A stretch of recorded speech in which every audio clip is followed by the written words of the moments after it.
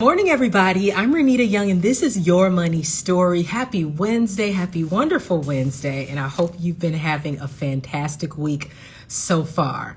Now, listen, today I'm going to welcome on a guest who will talk about how to side hustle your way to financial freedom. And she knows a lot about it because she came from the arts and entertainment sector. And a lot of times to make it, as many of you know, you have to side hustle. So we're going to go through the things that Latasha Peterson did to be able to come to 10 streams of income, all through side hustling. So hang on for a moment. Let me add Latasha at Arts.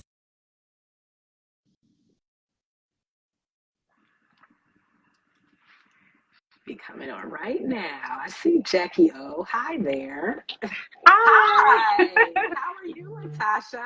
I'm doing great. How are you? I'm wonderful. Thank you so much for joining me. Happy Absolutely. Wednesday. And Yes. hey, how's the weather in Chicago? So cold. So much ice. So cold. That's my Yes. hometown. I know. Around now is actually no. Whoa, pardon me, guys. A few difficulties there. Sorry about that. February is usually the coldest time in Yes. Chicago. So hey, hang on for a moment. You already know this though I because know. you're from Chicago. Yes. But hey, listen. Before we get into anything, we know we're talking about side hustles today, and I want to find out. Growing up, how did you relate to money? You're in an arts and entertainment background, but how did you relate to money growing up? You know what? Money was kind of, my mother always talked about money.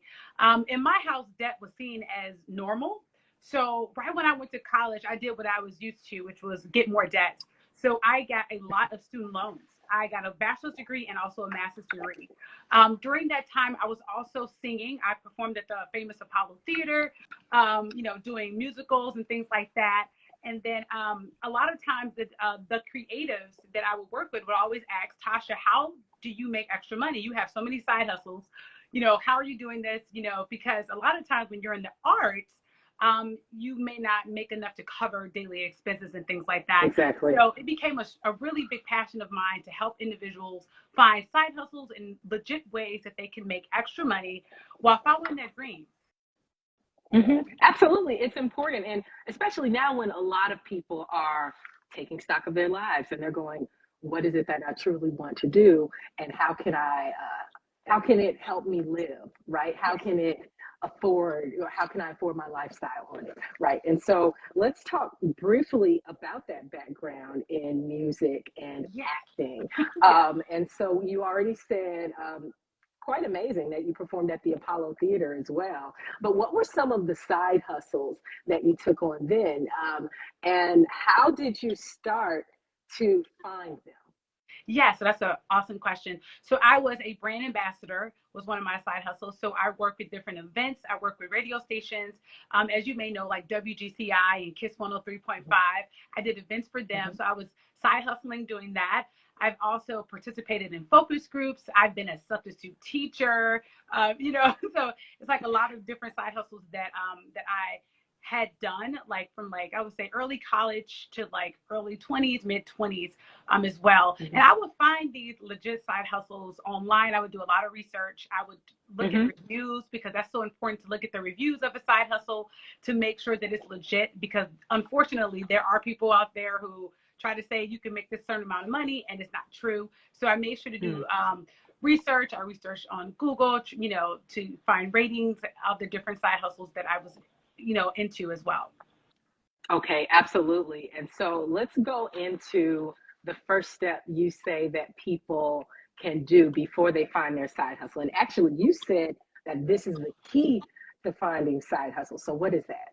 Yes. So if you are interested in starting a side hustle or, looking into beginning your journey on your like on your side hustle journey, I would say start with the skills and talents that you already have. Think about those. Think about what do people come to you for help for? What is that? What is it that you do that comes easy to you? And then what is it that you do that people say, hey, can you help me with this writing? Can you help me with this resume? Can you help me? You're a great public speaker. Can you please come speak at my event? What are those key skills and talents that you have Mhm. that may have been overlooked? And then from there, what you can do is you can research side hustles that align with those skills and talents. So, like for example, if I was a good writer, I could research freelance writing. Right. Very easy. And by the way, that's one of the top side hustles you say that people can get anyway. And what I know from being a former freelancer is that editors are often looking for people with different experiences, different voices, because you want to connect with the people who are actually reading Yes. the materials. And of course, journalistic standards apply, especially with journalism organizations. But that's one of the side hustles that you say are sort of the top side hustles right now of the year. And so the second thing you talk about is making sure you create a list of your target audience, right? Yes. So can you give us a little bit more info about that? Yes. So like if you were doing something like, for example, like starting a blog, one of the key things is to create identify your target audience, because these are the people that you are speaking directly to. So if you were going into a field where you niche down completely, like freelance writing, what type of writing are you looking to get into? Who are the people who are the people that you are talking directly to? And you could take some time to figure that out. It might be moms between the ages of 25 to 35 who are looking for easy toddler meals for their toddlers, right? Something that's quick and easy. So you are solving a direct problem or a struggle that your target audience is in need of. That's good. That's a good thing to note, that try to solve a problem. That's just a note that many people say in business anyway. Seek to solve a problem, even at, if you are working a 9 to 5 or a 5 to 9, Right. Seek to find out what the current challenge of your manager is. A lot of people say that all the time and then be the answer to that. And so we are, believe it or not, we're almost wrapping up here. But I want to go through your 10 streams of income so that people can understand how you have side hustled your way to financial freedom. Absolutely. So when I first started my blog, one of the first things I thought about was, how can I monetize this? I wanted to, I started to work from home because I left teaching, and me and my husband decided that I would stay at home and start a side hustle blog. Okay. So he took care of everything while I was able to start this side hustle blog. And from there, I started to study other individuals in the industry to see what they were doing. So I learned about affiliate marketing. I learned about working with an ad publishing company. I learned about how to sell digital products and physical products. All of these are side hustle. Well, all of these are income streams that I currently have. And then also, I've always loved public speaking. I always loved speaking, being on stage. So I added speaking at online events and also physical events to my income streams as well. Just recently, I also started freelance writing for different publications too, which is how, they saw my blog post, and then like the publication got in contact with me. And also, I also work with brands on sponsorship posts. So I promote products and services that I love. So when I have a brand reach out to me, I always do research to make sure it aligns with my mission, aligns with my brand and things like that.